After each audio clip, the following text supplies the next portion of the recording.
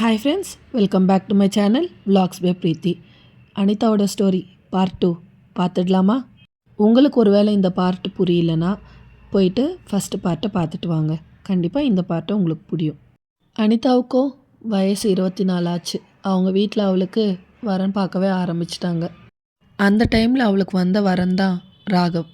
ராகவ் ஒரு பேங்க்கில் மேனேஜராக வேலை பார்த்துட்டு இருந்தான். அமைதியான சுபாவம், அதிகமாக பேச மாட்டான், ஆனால் ரொம்ப கவனமானவன். அனிதாவுக்கு இந்த கல்யாணத்தில் பெருசாக எந்த விருப்பமும் இல்லாட்டிலும் பெற்றவங்களோட ஆசைக்காக சம்மதிச்சா. கல்யாணம் முடிஞ்சு சென்னைக்கு குடி வந்தாங்க. ராகவன் அன்பானவனாக தான் இருந்தான், ஆனால் 2 பேருக்கும் நடுவில் ஒரு பெரிய இடைவெளி இருந்தது. ராகவ் எப்போதுமோ ஏதோ ஒன்று யோசிச்சுட்டே இருப்பான். அனிதா வேலையை விட்டுட்டு வீட்டோடு இருக்க வேண்டிய சூழ்நிலையும் வந்தது. தினமும் வீட்டு வேலைகளை முடித்ததும் அவளுக்கும் ரொம்ப தனிமையாக இருந்தது. அப்போ தான் வாழ்க்கையில் ஒரு பெரிய திருப்பமே வந்தது. ஒரு நாள் வீட்டை சுத்தம் பண்ணிகிட்டு இருக்கப்ப அனிதாவோட கண்ணில் அந்த பழைய ட்ரங்க் பெட்டி பட்டுது. அதை திறந்து பார்த்தப்போ முத்து தாத்தா கொடுத்த அந்த தூரிகையும் பழைய வாட்டர் கலர் செட்டும் அவளுக்குள்ளே இருந்த பழைய அனிதாவை திரும்பவும் ஞாபகிச்சுது. கண்ணில் தழும்ப தழும்ப ஒரே தண்ணி. ஒரு பழைய பேப்பரை எடுத்துட்டு வரைய ஆரம்பித்தா. அன்னைக்கு ராத்திரி ராகவ் நல்லா தூங்கினதுக்கப்புறம் சின்ன ஸ்டோர் ரூமில் ஒரு மெழுகுவர்த்தி வெளிச்சத்தில் உட்காந்து யாருக்கும் தெரியாமல் வரைய ஆரம்பித்தா. ஃபஸ்ட்டு நாள் அவளோட கிராமத்தை வீட்டை வரைஞ்சா. 2வது நாள் அவளுடைய தொலைஞ்சு போன சிரிப்பை வரைஞ்சா. 3வது நாள் ஒரு பெரிய இருட்டுக்கு நடுவில் எரியிற ஒரு சின்ன தீக்குச்சியை வரைஞ்சா. இப்படியே சில மாதங்கள் போச்சு. அனிதாவுக்கு ஓவியம்தான் மன அழுத்தத்துக்கான ஒரே மருந்தாக இருந்தது. ஆனால் இதை ராகவ் கிட்ட காட்ட அவளுக்கு பயம். வேலை இல்லாமல் வீட்டில் இருந்துக்கிட்டு இதெல்லாம் பண்ணிகிட்டு இருக்கியான்னு கேட்டுடுவானோன்னு நினச்சா. இப்போ தான் எதிர்பாராத அந்த பெரிய ட்விஸ்ட்டே. ஒரு நாள் அனிதா காய்கறி வாங்கிறதுக்காக வெளியே போயிருந்தப்போ ராகவ் சீக்கிரமாகவே வீட்டுக்கு வந்துட்டான். வீட்டை சுத்தம் செஞ்சிட்ருக்கப்போ ஸ்டோர் ரூம் கதவு திறந்துருந்தது. அதை பார்த்துட்டு உள்ளே போய் பார்த்தான். அவனுக்கோ ஒரே ஷாக்கு. அங்கே 100க்கும் மேற்பட்ட அற்புதமான ஓவியங்கள் அடுக்கி வச்சிருந்தது. அனிதா வீட்டுக்குள்ளே வரப்போ ராகவ் அந்த பேப்பரெல்லாம் கையில் பிடிச்சிட்டு நின்றுட்டு இருந்தான். அனிதாவோட கால் கட்ட விரல் வரைக்கும் நடுங்கிட்டு இருந்தது.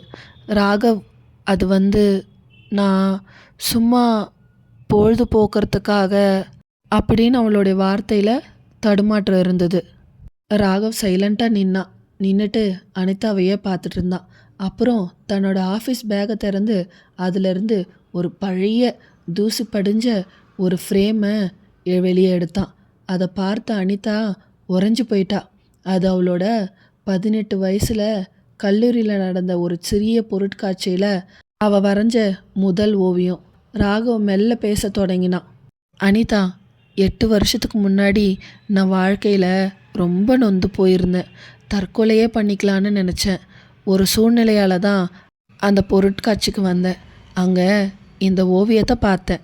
இருட்டில் இருந்து ஒரு சூரியன் உதிச்சு வர மாதிரி நீ வரைஞ்ச அந்த படம் எனக்கு ஏதோ ஒரு நம்பிக்கை கொடுத்துச்சு. அதை நான் அன்னைக்கே விலை கொடுத்து வாங்கிட்டேன். அந்த ஓவியத்தோட மூளையில் ஏன் அனிதான்னு போட்டிருந்துச்சு. அன்னைக்கு நான் அந்த ஓவியரை பார்க்க ரொம்பவே ட்ரை பண்ணேன், ஆனால் முடியல. சில வருஷங்களுக்கு அப்புறம் நமக்கு கல்யாண வரன் வந்தப்போ உன் பெயரை பார்த்ததும் எனக்கு அந்த பழைய ஞாபகம் வந்துச்சு.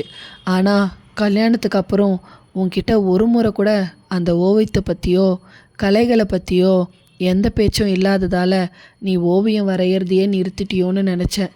நான் அமைதியாயிட்டேன். ஆனால் நீ இன்னும் வரைஞ்சிட்டு தான் இருக்க. அனிதாவுக்கு என்ன சொல்கிறதுனே தெரியல. அவளுக்கு கண்ணில் கண்ணீர் வந்தது. ராகவோட மௌனத்துக்கு காரணம் கோபம் இல்லை.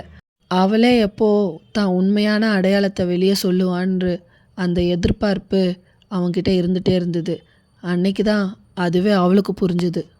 அந்த நாளுக்கு அப்புறம் அனிதாவோட வாழ்க்கையே ஃபுல்லாக மாறிடுச்சு. ராகவ் அவளுக்கு முழு ஆதரவு தந்தான். அவளுக்காக வீட்லேயே ஒரு பெரிய ஆர்ட் ஸ்டூடியோ வச்சு கொடுத்தான். அப்போ தான் ராகவ் யோசித்தான், நாம் ஏன் இந்த டிராயிங்கெல்லாம் வச்சு ஒரு பெரிய கண்காட்சி ஒன்று நடத்தக்கூடாது அப்படின்னு சொல்லிட்டு அனிதாவோட ஓவியங்களை எல்லாம் சேர்த்து சென்னையில் ஒரு பெரிய கண்காட்சியை நடத்தினான். அங்கே அவளோட ஓவியங்களை லட்சக்கணக்கில் விற்றான். அடுத்த 5 வருஷத்தில் அனிதா இந்தியாவிலேயே முன்னணி ஓவியர்களில் ஒருவளாக மாறினாள்.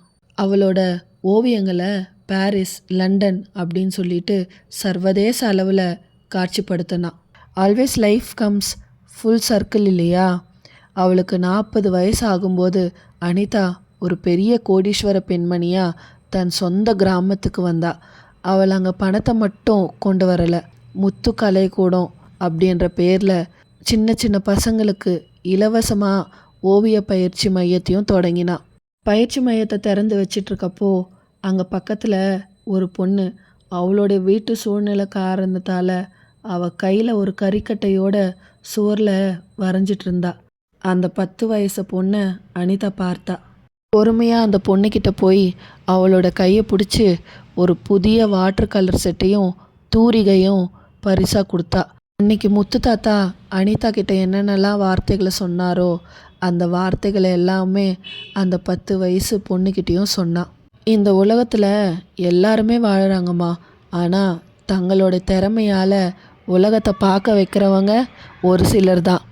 இந்த தூரிகையை மட்டும் என்னைக்கும் கைவிட்டுடாத. இந்த கதையோட முடிவுன்னு பார்த்தீங்கன்னா, நம்ம உண்மையான திறமையும் விருப்பமும் எங்கே இருக்குதோ அதுதான் நமக்குரிய அடையாளம். நமக்கான சூழ்நிலைகள் அதை தற்காலிகமாக வேணால் மறைக்கலாம், ஆனால் சரியான நேரத்தில் சரியான மனிதர்கள் மூலம் நம் வாழ்க்கைக்கான வெளிச்சம் நிச்சயமாக கிடைக்கும். இப்போ இந்த கதையில் டிஸ்கஸ் பண்ண அனிதாவோட ஸ்டோரி மாதிரி எல்லார் லைஃப்லேயும் ஒரு ஸ்டோரி இருக்கும். கண்டிப்பாக உங்கள் லைஃப்லேயும் இந்த மாதிரி ஏதாவது ஒரு ஸ்டோரி இருந்தால் மறக்காமல் எனக்கு கமெண்ட்ஸில் சொல்லுங்கள். இந்த வீடியோ உங்களுக்கு பிடிச்சிருந்ததுன்னா சேனலை மறக்காமல் லைக் பண்ணிவிட்டு ஷேர் பண்ணிவிட்டு சப்ஸ்கிரைப் பண்ணிவிட்டு பாருங்கள். உங்கள் எல்லாரையும் இன்னொரு இன்ட்ரெஸ்டிங்கான வீடியோவில் மீட் பண்ணுற வரைக்கும் பாய் ஃப்ரெண்ட்ஸ்.